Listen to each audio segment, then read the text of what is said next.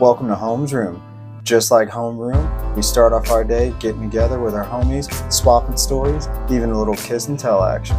This podcast contains language not suitable for younger listeners, topics about sex and mental health. Discretion is advised. Our views are our own. Let class begin.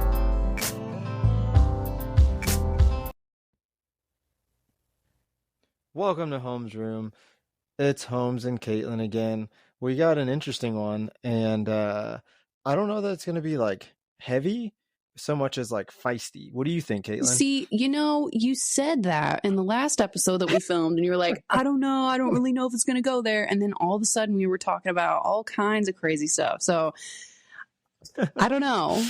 I'm not trying to lean one way or the other. I'm just going to go where the vibes take us, That's fair. That's fair. I can feel. So we're still doing our, Badass Boss Girl series. And I will say, for the first time since we started this, I have noticed the hashtag or people commenting or using the caption of Badass Boss Bitch. I had never seen that before. So now I can officially say I have seen that more. And I don't know if it's like when you buy a car and then you start to see that same car more often, or what, where I just am seeing it now, and I never read it and had the context in my head. But thanks for bringing that to light. Yeah. That was good. You got anything fun? Anything going on that? No, just very emotional toddler and an infant that is cutting 4 teeth. So yeah, Yeah. Yep. That no fun there. The good thing is that you get to deal with that, and then after that, it's just diapers for a little bit more. Mm-hmm. And then they start being self-sufficient because they can chew. Yeah. And my infant, he is almost 8 months old. We started him on solid foods recently. And this kid, with my daughter, she wanted to play with textures. She wanted to hold food in her hands and squish them around. This kid, as soon as we put peaches and peas down in front of him, he instantly just grabbed them with his hand and shoved them in his mouth. He was ready to go with eating. So we're about to get a pay raise when he's done with formula. There you go. So if any of the listeners have any tips with potty training and any of that other fun stuff, please hit me up in the DMs, because I have no clue what the hell we're doing. And I feel like that's just parenthood and adulthood in general, is nobody knows what the hell they're doing until we figure it out. This has nothing to do with the episode that we're recording, but legitimately it's life. And that's what this podcast is kind of, centered around. I will say, I wish you the same luck that we had with potty training, because we tried really hard with our oldest. We did the sticker chart, we did rewards, we did everything, and it wasn't working. The sticker chart was the best thing, but it wasn't enough gratification for her. And then we looked up one day and we hadn't put any stickers on the chart in 3 weeks, but she was going to the bathroom completely on her own. And it's when's the last time you gave her a sticker? It's I don't know. When's the last time you gave her a sticker? All right. So don't pay attention, and the situation will figure itself out, right? Apparently. So good luck with that one. Thanks, Matt. The same thing similarly happened with the other one, where we worked with her, and then she regressed for a little bit. And then it was I don't know what, she just decided, you know what? I'm not going to do this anymore. So hopefully that goes that way for you. I think we got lucky and we broke our children somehow, and they didn't do kid things. They just did adult things. Oh, Lord. So, yeah. Pray for me, Matt. We'll see. I am. All right. So the topic that we have today, and it fits in because it is, it's Pride Month here, and, I think it's generally most places around the world, it's Pride Month. I know there's a couple of places that do theirs, in the southern hemisphere. I think theirs are more towards the end of the year because it's warmer, and I think I heard that it has to be they try and do it when it's warm outside so they can do parades and such, which makes sense because cold parades are not fun. But we here are a pro marginalized group effort, and anybody that falls under that category, we with you. We got your back. We there. So today we're talking about bigotry and how it pertains to kind of both of us, I guess, but also just the like populace and what we have experienced, and we'll see where it goes from there. But I got the definition. I don't know if you looked up the definition, but I looked up the definition because you started that whole trend, and now I'm like, I got to start doing it. Well, it's like getting to the core of the concept and dialing it back from there. I don't think is a bad thing. And then it's also when we start having conversations about things based on our experience, we have that core definition of things to go back to. And it's not necessarily something that people can like argue with of like, oh, well, that might be your experience, but that's not mine kind of thing. When we're talking about the core definition of some of these concepts, I think it's really important to conceptualize them, especially when you start talking about some of these things that can get like subjective. So not mad about it, Matt. Yeah. I will say you saying that jogged my memory, and I wanted to pass along a compliment from a listener. They said that you've said already in the few episodes they've heard with you and I, you've said some stuff that has made them like reframe things in their mind, and they would have never thought about it except for you brought it up. And I know that, like I told you the other day, you inspire and learn me up some stuff almost every time we talk. And if you didn't, then I wasn't paying attention, and I go back and listen to the episode, and I'm like, damn, that was a good point. So you learn me past and present and future. Well, that's so, all good job what on it's that. about here, Holmes Room, right, Matt? It is. So definition of a bigot. I'm pretty sure we can figure it out, but I didn't realize it was so general. I figured it was going to be like specific, but a person who is obstinately or unreasonably attached to a belief, opinion, or faction, especially one who is prejudiced against or antagonistic towards a person or people on the basis of their membership of a particular group. And I think that I want to like zero in on the fact that it doesn't say based on a race or based on a gender or based on identity or based on anything specific. It is so generalized.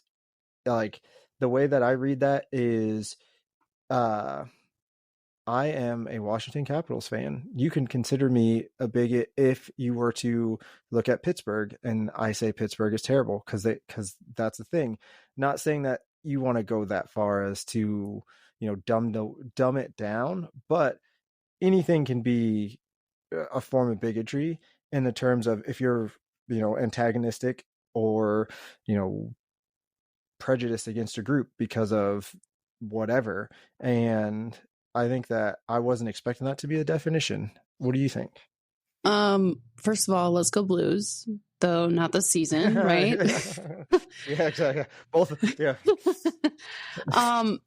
Of course, when we're having a conversation about bigotry in the context of like this, because again, I agree with you. I was not necessarily thinking like it was going to be this broad of a definition. But when we're talking about unreasonable attachment to a belief, opinion in the specific context of a particular prejudice against a person or people on the basis of their membership, 100% of my brain instantly goes to religion and those who are a member of the LGBTQ plus community.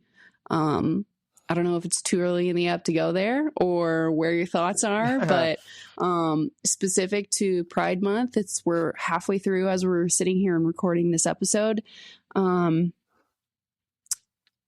felt a lot of this specific to mass confusion with all of the not recent, but like in the last year of the pro-life, pro-choice conversation. And specifically, I felt this at the beginning of my own personal political ideology journey when, believe it or not, Tomi Lahren was on The View and she said that she was pro-choice. And it ended up in her being fired from Fox News. A huge chunk of her supporter base felt instantly alienated. This, that, whatever. But when we're talking about bigotry, I feel like it's really important to at least have a specific conversation about how religion plays into views of bigotry. When I was a freshman in college, 100% drank the Kool-Aid. I was on a project with a group called Campus Outreach. I lived for 10 weeks in Tampa, Florida, where I worked at Busch Gardens. Holla, love that. It was one of the best summers of my life. But every Wednesday, we would go to the beach and evangelize to people on the beach, which means that we would just walk up and have conversations about Jesus. Specific to bigotry, in the context of religion, you feel, speaking from my own personal experience, you feel so justified in your position and you feel so convicted about the conversations that you are having that you are almost unable to define the concept of bigotry or even understand that that's what you are a part of. I had several conversations with gay men while I was on the beach, and I just felt like, they're just not understanding. They're just not getting it. Fast forward to Caitlin now, after I have deprogrammed and am much happier, healthier, all the things. I know now that was something that I was clinging to while I was trying to process my own grief, process my own trauma. And I don't know, Matt, I feel like it's definitely something that's worth mentioning in the conversation. Specific now to June and it being Pride Month, I don't think that a lot of people who claim that kind of ideology have the capacity or desire to try to understand. But let's talk about my population of people here for a second. Those who are left-handed. Yeah. It might be a tired, talked out point, but back in the day when people, finally started to decide that there was nothing wrong with left-handed people, there was nothing wrong with somebody who's left-handed dominant just because that's how they are. All of a sudden, there's more left-handed people. Tying in a larger point to our gay, straight, transgender, LGBTQIA, all of the fun people who are just genuinely trying to go on a journey of radical self-acceptance and love. Those that do not have the capacity to try to understand who you are as a person and where you're coming from are not worth the brain cells of trying to convert. Just like they will never be converted by, anything that you have to say. You will never be converted by anything they have to say. I don't know a single person. Again, also part of this, sorry, Matt, this might be a little bit of a tangent, but also I don't know a single person who can say, oh, I was pro-life, but now I'm pro-choice because of a conversation I had on Facebook. Yeah. I don't. Some of those people who subscribe to bigot ideologies are not worth the brain cells that it takes to lose for you to have a conversation to sink to their level. As a woman, as somebody who has had kind of a reckoning with all of the pro-choice, pro-life ideology, kind of starting when Tomi Lahren, I was very confused when she came out as pro-choice and then lost her job. Because part of the conservative ideology, first and foremost, is small government.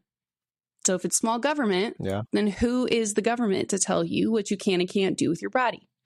Right to privacy, right to life, liberty, pursuit of happiness. All these things that are promised to us in the Constitution of the United States all of these foundational assumptions of what freedom means in our country. And Tommy Lahren came out with one that I 100% identified with, and that was back in the day when she came out with it on The View and lost her job. She was officially blacklisted from Fox News, from all these other news publications. She was not, whatever. Dialing it back to, if you find someone who conceptually will never understand who you are from a foundational assumption of your personal identity, do not lose sleep at night because you can't convert or you can't you cannot have the conversation that makes them understand who you are, even if they're blood related. I have some family that do not understand some of my other family members kind of along the same lines of these topics or whatever. And okay, sorry, I've talked enough. I just feel really convicted about this topic. I don't know if you can tell, Matt. Yeah. I just had a lot of, I was just listening. I mean, you're raising some good points. I think that, it's really good that, everything you said makes sense to me. I think that you do a really good job of going all over the place, but in a way that makes the most sense. All good. But what I wanted to say was, I agree. And it wasn't even ranting. I think that you did a really good job of, going there. And I think that all the points you brought up are all the points that we want to talk about. And it's a good way to explain how far this could go or how many different directions it can go in. And you touched on all of them already, so it makes sense. I did want to say, however, did you know that Courtney was left-handed? No, I didn't. Yeah, it's like, wait, is this the thing that you guys are like trapping me again? Like I needed more reasons to love Court. God dang. Yeah, she's left-handed, and I tried to teach her how to throw knives once. It was the hardest thing I've ever done in my life because their release is different. I can't figure out how to show her with my left hand because it's a feel thing, and I can't feel dexterous enough with my left hand to teach her. So I just was like, this is terrible. But anyway, I digress. As far as bigotry goes, and for me, I believe that the fight against bigotry is all of our fights. I think that fight is, there's more of us than there is of them. They're just louder. And I think that Can you conceptualize what you are saying when you mean bigotry and that there's more than us of them? So I believe, if every woman who wants to stand on her own and wants to have the opinion that she chooses to have, regardless of establishment, of religion, of, whatever, healthcare, whatever the thing is, every one of those women stand with every one of the oppressed minority races and the, LGBTQ plus community. If all of those people stood together, I guarantee the voices would be way louder should they choose to. What ends up happening is everybody's trying to steal a little bit of the microphone to speak on their point instead of gathering together with one direction. And I always think that, it appears that way during Pride Month. It appears that way during Black History Month. It appears that way during Women's Month. Like that, those things are always the loudest for those times, and then they kind of falter out. And one thing is loud now, one thing is loud then, and that's what they want. That's how they continue to keep that system going, because you only massively care about it when it's in your face, or when it's like, oh yeah, it is Pride Month, I'm going to go to that parade, or I'm going to go to do that thing. Like, if every single day we were grinding for each other, not just for our own cause, I think the traction would be impossible to stop. And that's like a super idealist way to think about it, but I remember growing up and having Indigenous Americans, argue who had it worse as far as like, our race's history.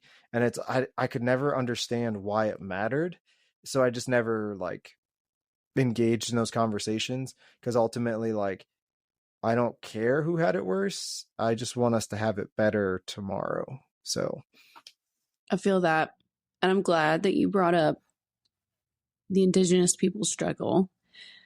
I feel like playing devil's advocate that, in a perfect world, it would be great for all of those who do not align with the status quo to unite.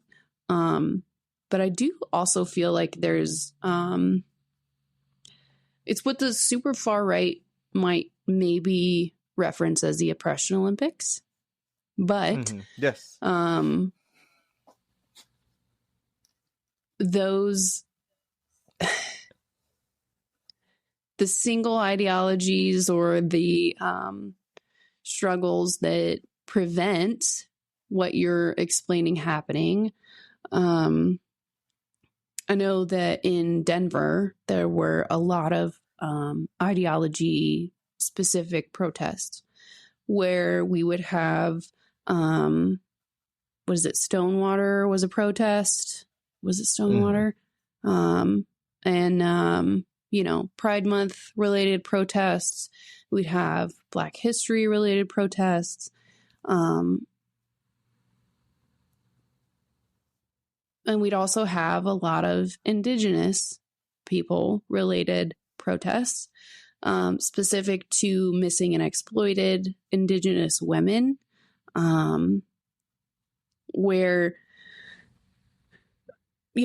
I think it's a super invalidating concept to call it the oppression Olympics, but just because your struggle is different than somebody else's, that doesn't invalidate it.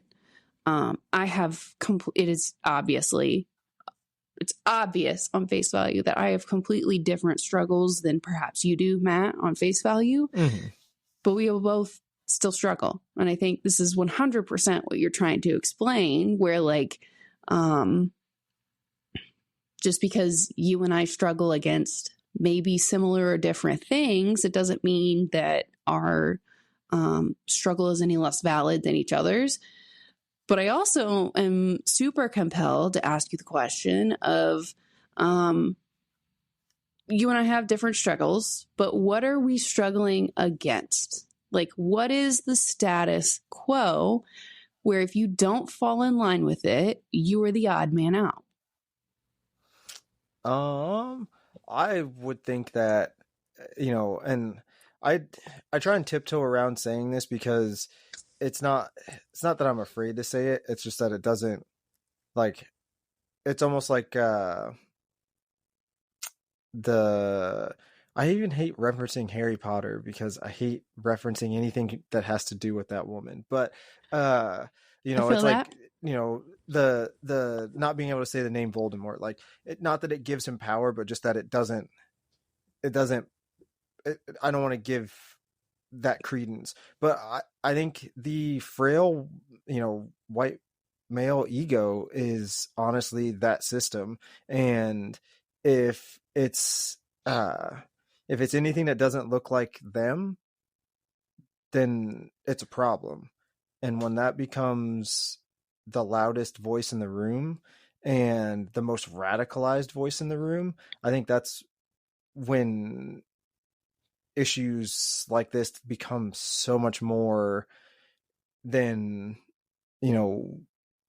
microchasms in this state or that state or this neighborhood or that neighborhood.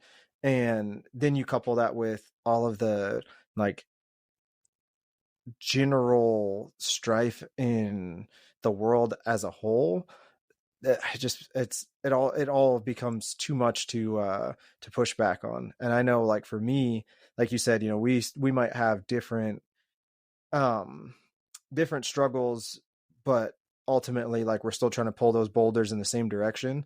Like, you and I have a drastically different struggle, but also you can't walk in a room and know who's sexist immediately. I can't walk in a room and know who's racist immediately. So we were both at that disadvantage. However, when you walk in a room, everybody knows that you're walking in the room, and that their opinion might not change of you as soon as they see your face. As soon as they see my skin color, they might not, like, predisposed. Nope, I don't care what this guy's got to say. And I think that that's what becomes the problem.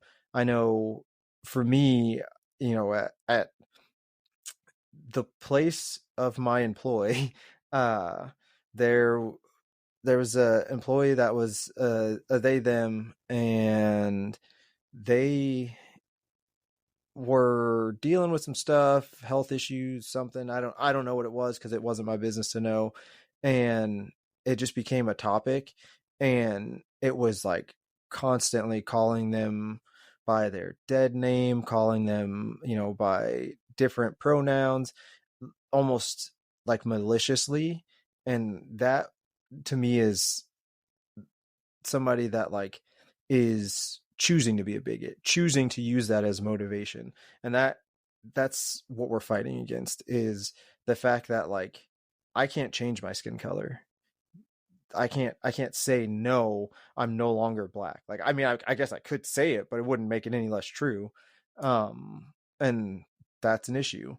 One of the things, I don't know if I've said it on here, one of the things that I know I've always been concerned about is raising kids in this world, especially in rural Kansas, where I can't, I don't know what my kids' experience is like, because I didn't grow up here. I didn't have that thing. So where I grew up, in all honesty, like, white people were kind of the minority. We had, like, more Vietnamese, Dominican, El Salvadorian, Black. Like, it was so many ethnicities that made up our school and neighborhoods, so it wasn't a big deal. Where here, it's like, I know I take my kids to school and I see maybe 2 or 3 kids that look like them, and I worry about them because I don't know what they're dealing with, and I don't know that they understand it, because I don't teach them to be, judgmental towards any person or any group. So if they experience it, I don't know if they experience it and are like, well, that's stupid, because they know better, or if they experience it and it hurts them. And it's up to me to ask, but it's also up to them to say it. And that's always one of the concerns I have. And one of the things that, like, pained me to say when I realized I had that, like, hope, was that my kids could pass, and that maybe people left them alone a little bit more because they were, like, I don't know, maybe a little bit less like ambiguous of, or like, they could be Mediterranean, they could be some, like, there's no specific race that you could tie to them. And I often try not to, like, if I'm going to drop them off somewhere and I haven't met the parents, I usually try and get Courtney to go, because I can't hide what I look like. And maybe they treat my kid a little bit better because they don't realize, and that's going back to that, like, what are we struggling against? It's that unknown, because we can't change what we outwardly appear to be. If somebody knows that, you're gay or you're trans, it's hard to fight that off once they know. And at that point, you're at the mercy of walking in that room as you and being happy with it, and doing everything you can for them to take you seriously. And I think that that's, for me, the thing that, like, I admire about all of us, is that we are still walking in those rooms, we are still taking those chances, and we are still demanding to be heard. And I think that's what's important, and that's what, we kind of wanted to talk about, I think. Well, fuck me, Matt, because you said, oh, I'd wonder if we're going to go there with this episode. And here we are. You are literally having to decide where in what situations you intervene in with your own children because of your skin color. Yeah. Matt, that is not even something that I would have ever fucking considered. And I'm so sorry that you have to deal with that. Yeah. I mean, number one, I appreciate that. There's one day that every parent dreads, and that's when your kid says, "I hate you" for the first time. And every black parent, when they have to explain to their kid that they're black and why they got called the N-word for the first time, because it happens and you know it's going to happen. You just, yep, I remember that time. And for all of us, it's almost about the same age, which I always think is kind of ironic. But no, I mean, like I said, the biggest thing about it, and you know, kind of the context of like what we're talking about here, is, to me, like I said, the fight is the same. Bigots are bigots no matter what it is. And I would tend to imagine if a bigot holds a racist view, they probably hold a sexist view as well. They probably hold a homophobic view, and it's usually lumped together.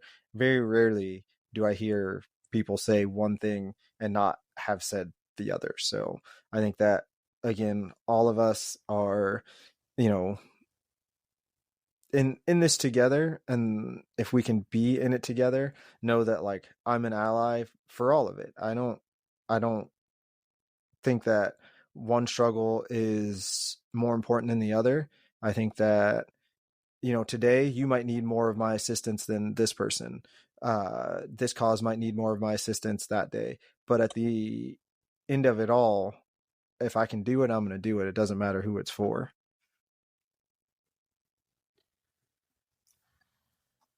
Trying to keep it G, Matt, but here you are. Can I tell you a story of the most face-to-face that I've ever come with bigotry in my life? Absolutely. And I guess technically we could call it That's What She Said for the week, but whatever. So once upon a time, I was working with the Denver Police Department. I was an analyst. And in District 1, there is a huge comic store in the Denver area called Mile High Comics. It is like one of the country's biggest comic stores. It's a huge like factory or like huge industrial space that's been housed to hold tons and tons of comic books. So every week they would host an event called the All Ages Drag Queen, or no, it was an all ages drag show. So I was still very new in my career and I wanted to do a ride along. So I went on a ride along in District 1 on one of these days where there was a protest against the all ages drag queen story hour at Mile High Comics, District 1, Denver, Colorado.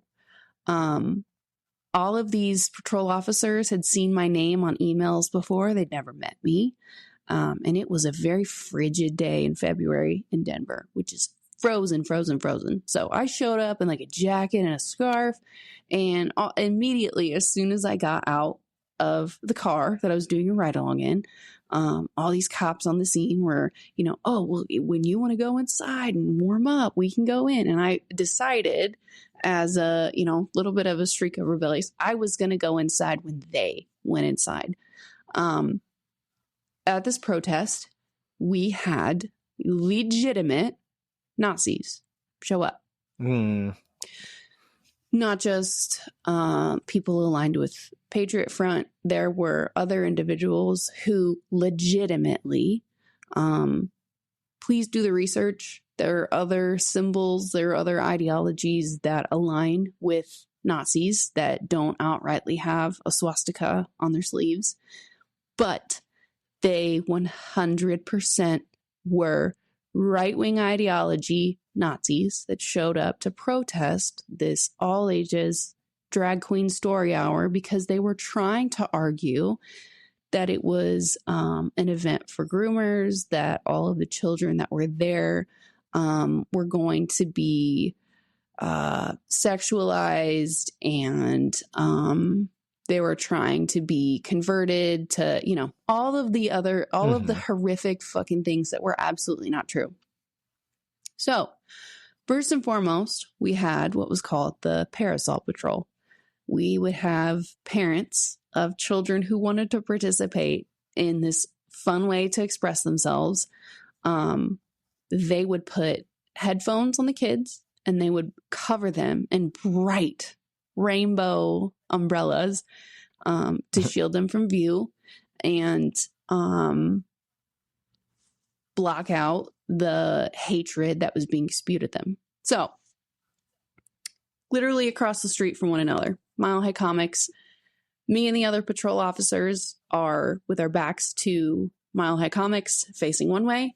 The Nazis, legitimate fucking Nazis. I'm not being over dramatic when I say Nazis, like 100%. Super far right leaning. And I will drag up the fucking receipts for anybody that wants to challenge me on this. They were legitimate fucking Nazis. I will tell you first and foremost. So they start going down the patrol line. And I'm standing here as an analyst, shoulder to shoulder with patrol cops with a little jacket and my scarf on. And I'm looking at them. They're looking at me. They're going line, officer to officer to officer, shit talking.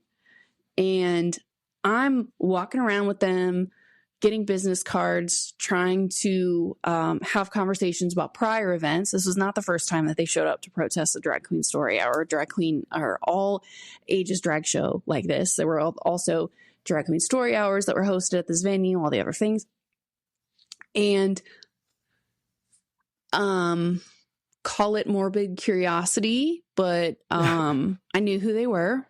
I knew what their social media profiles were. I went back and watched some of their live streams. They started zooming in on me and, magnifying me.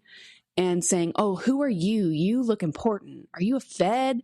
You're talking to all these cops like you know who they are, this, that, whatever. So I'm standing shoulder to shoulder with the cops. They go to the next cop, to me, saying, well, who the fuck are you? What are you doing standing here? You're not even wearing a uniform, this, that, whatever. I went back later and I watched the live stream.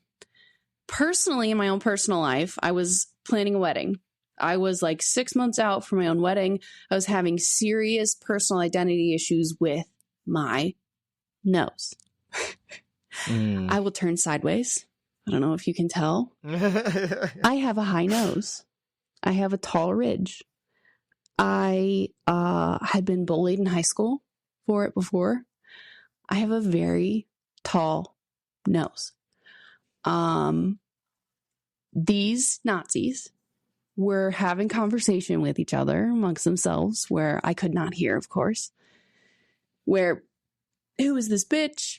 She's a Fed. She seems important. Is she a Jew? She has the nose like a Jew, is what they were saying.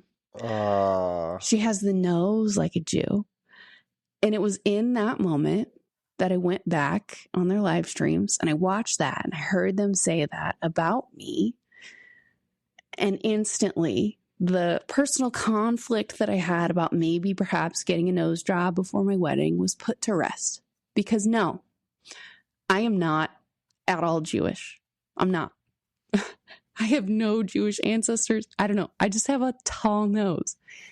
But if I ever had the privilege to put any of these motherfuckers in prison, I wanted to turn sideways on the stand and I wanted them to think that a fucking Jew put him in prison. So, radical self-love. I have never, since that day, had a thought about getting a nose job. That is the most obscene piece of bigotry that I've ever been fucking exposed to in my life. And I honestly went back and like screen recorded some of the live streams. I mark it up as a really good story. I know that not a whole lot of people have that experience. It was obviously something that I'd like thought about myself, that like, I'm self-conscious about my nose.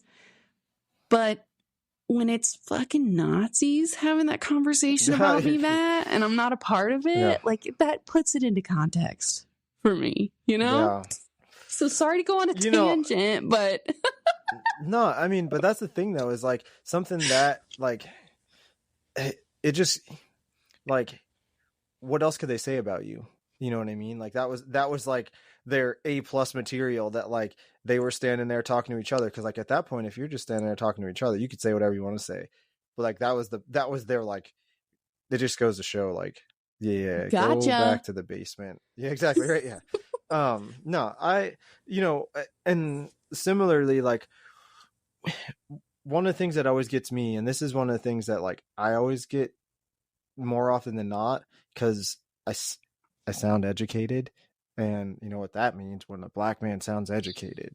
So I get God, if every black guy was like you, I'd like him. Oh my God, And I always Matt. I always turn around and I'm like, they are, because they're just people. We are just people. But that's what that makes me think of. And every woman out there that's like, man, I always thought you were a ball buster, but you just know what you're doing.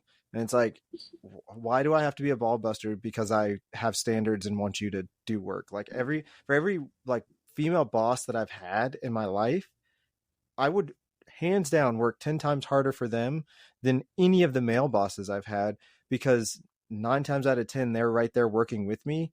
And if I have a question, they're going to answer it and not treat it like I'm asking them to do something outside of their, their realm of, responsibility. And to me, it's like I said, it's all the same thing. And I always want to know how many times they've been treated like they couldn't handle a job simply because they were a woman. And I always felt compelled in those moments and after to be like, you fucking rocked that. That was awesome. Because I hope that thing made them be like, damn, I did rock that. Not because I want them to feel good, but because I want them to know legitimately you did rock that. You don't have to be embarrassed and think that maybe I didn't. Should I think that? I shouldn't think that. No, you fucking should. You're a badass. You rocked it. They probably need the extra validation, because I'm sitting here thinking, as a civilian female who has worked in law enforcement for the last 7 years, I have never had a female supervisor. And I don't know if that's a unique experience. I don't know if it's just because the agencies that I work for, all the other fucking things. I've never had a female supervisor where you're sitting there saying that of, oh, I'd bust my ass harder for a female supervisor. I've never had one. I can't relate to that, bitch. God damn. Yeah. So you know what, Matt? Maybe I'll just have to be the fucking female supervisor. Ironically enough, I've never had a person of color be a supervisor or a manager over me. Never. I became one before I had one. And I hired on a guy. And when I try and get to know people, obviously I host this podcast. Clearly I like to talk to people. Clearly I'm personable. So I want to actually genuinely get to know the people that are working for me. So I was talking to them, asking them questions, this, that, and the other thing.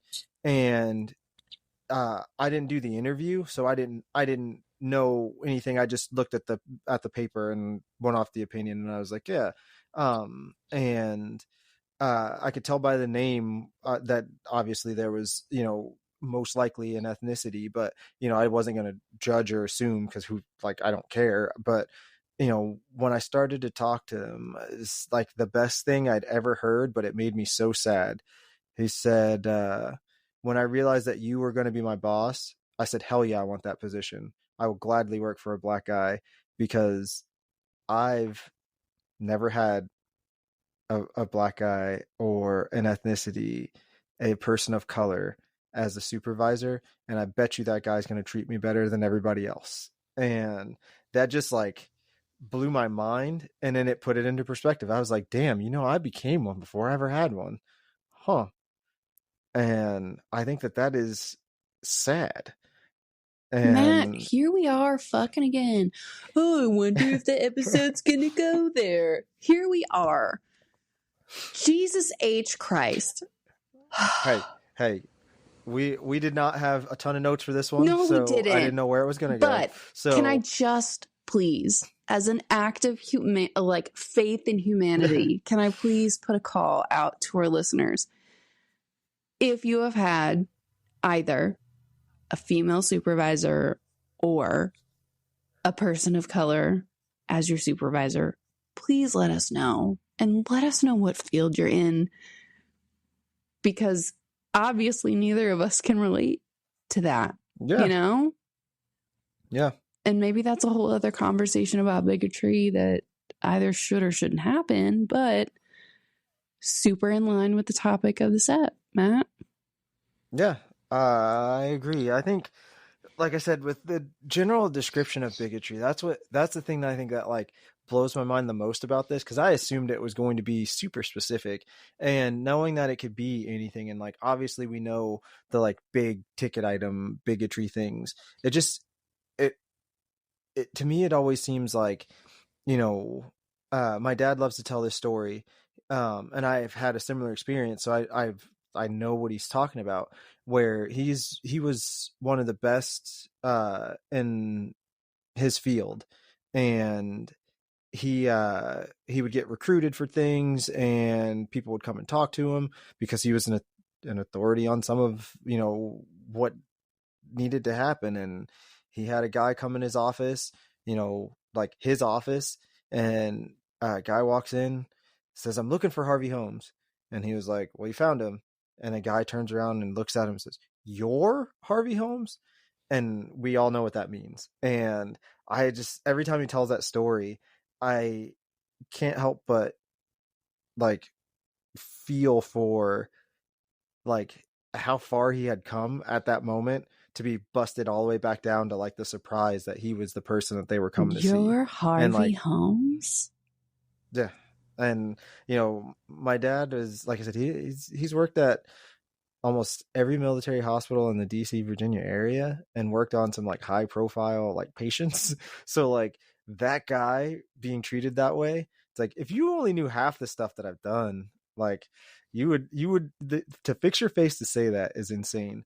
But you know, that's the way it is. And I think that, you know, I'm sure my mom has had to deal with it. I'm sure, you know, you've dealt with it in the same way. And like I said, that's what it always comes back to, where bigotry is in a lot of different forms and has a lot of different causes. And it sucks because, like, for me, and this is something that like I it broadcasting it doesn't necessarily make, you know, too big of a difference to my life personally, but I want to put it out there as far as, you know, what it represents for people who look at me as, you know, a podcast host or a car guy or, you know, I guess somewhat masculine dude. I Roller don't see derby myself to coach. that. Exactly. Yeah. So like you see all those things, and you know, the biggest thing that I always want to be is just a proud person. But you know, with Pride Month and all that kind of stuff, I never thought it was like super important to like advertise or say anything about it, because I'm married, doesn't necessarily change much in that regard. But probably most of my life I've identified as pan, so didn't have a term until just recently. And I think that it becomes more relevant now, and this is why I say your fight, and doesn't matter who's listening what your fight is my fight, your fight is all of our fights. I love you And so much, Matt. Oh my fucking God. Can you please, for some of our listeners who may not understand what that is, would you please humble yourself for a moment and tell us what that means? So the best way that I've seen it described in like the simplest terms is, you have, you know, your standard relationship, you know, guy likes girl. You have your, you know, gay relationship, guy likes guy, or lesbian relationship, girl likes girl. You have bi, where, you know, they like both directions. And you have pan, and they say, we like all the parts. It doesn't matter what it is. So it's more of a fluid thing than just specifically one direction or the other. But like, before it was like actually a thing, it was just bi, I guess, is what I kind of thought. So, but like I said, it becomes one of those things where like I'm married. I've had, you know, like a girl guy relationship for most of my life, so it was never important. But this is what I wanted to say in bringing that up is in high school, in, you know, the locker room talk, every time somebody made comments or said something stupid, I don't think that they realized that like the person that they were like making the joke to, thinking that they were, you know, making the funniest joke, and I'd be like not laughing, and they look at me like, wasn't that funny? It's like, no, not really. And, you know, at that point in time, it was always, you know, like, you have no idea who's standing next to you and who thinks what.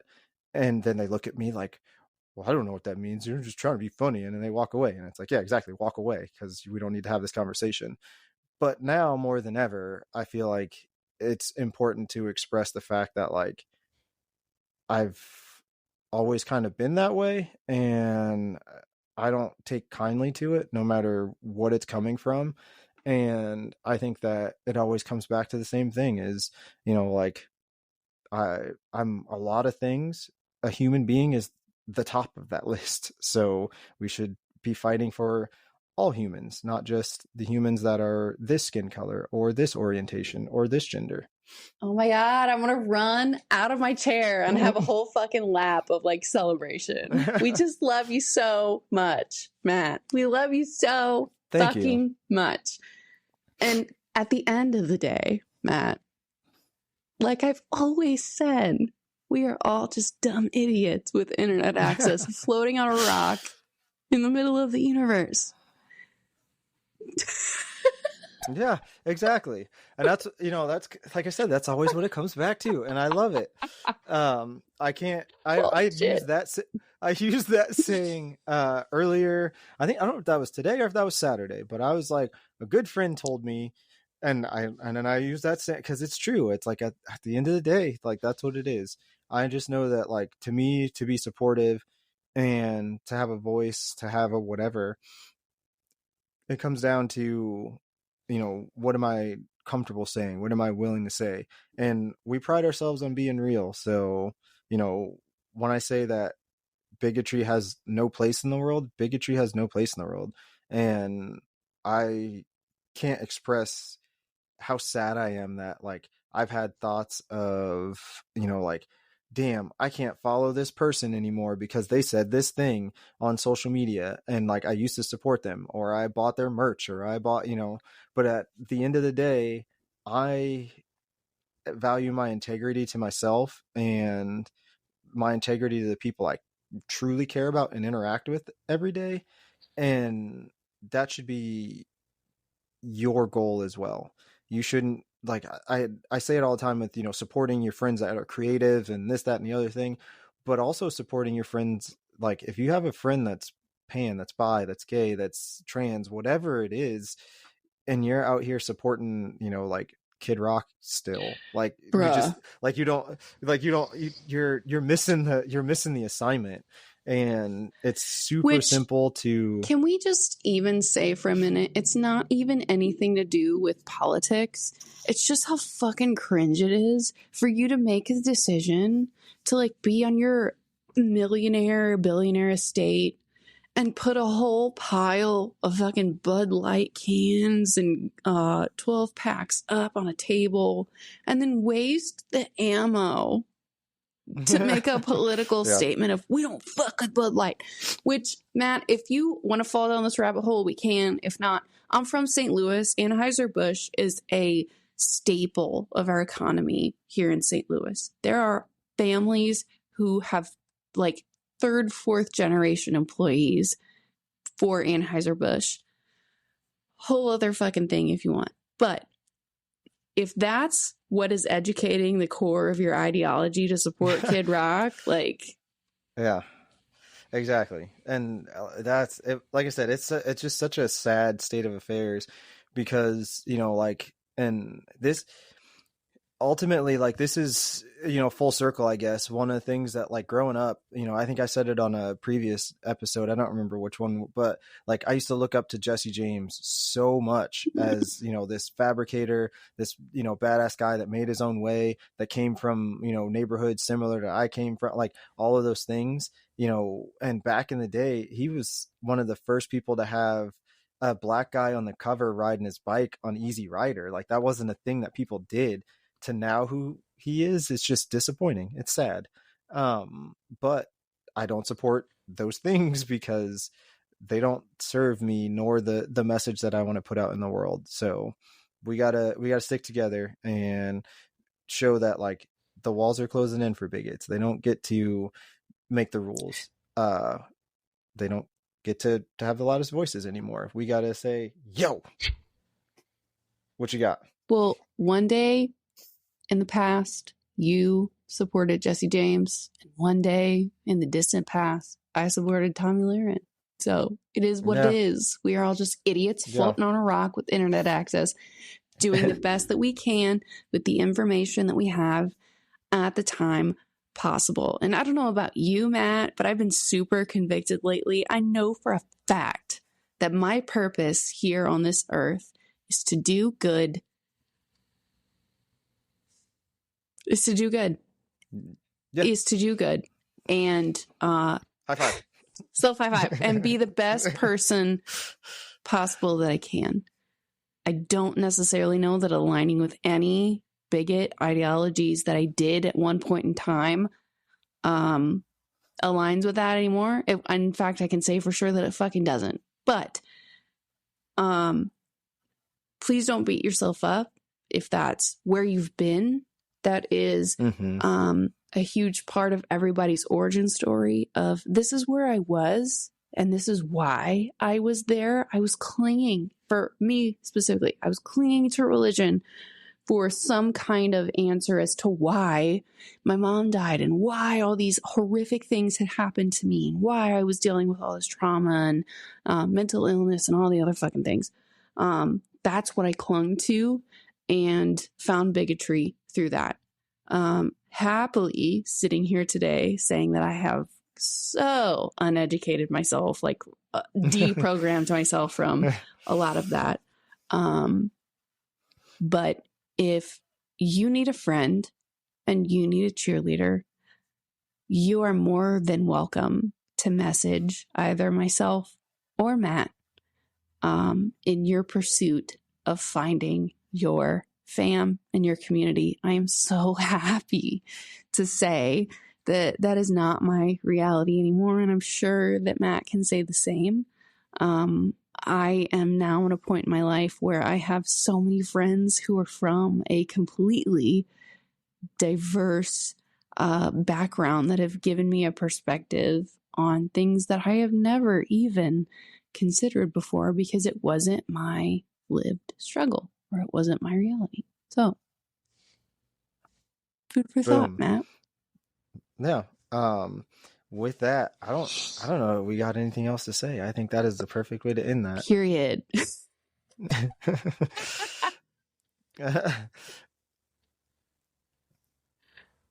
You got that's what she said, or do you want to use what we had? Bitch, that's all I said was that was what she said. That's what I'm just making. That's what I'm just making sure. Okay, if you want to, that's what she said. Here's the that's what she said.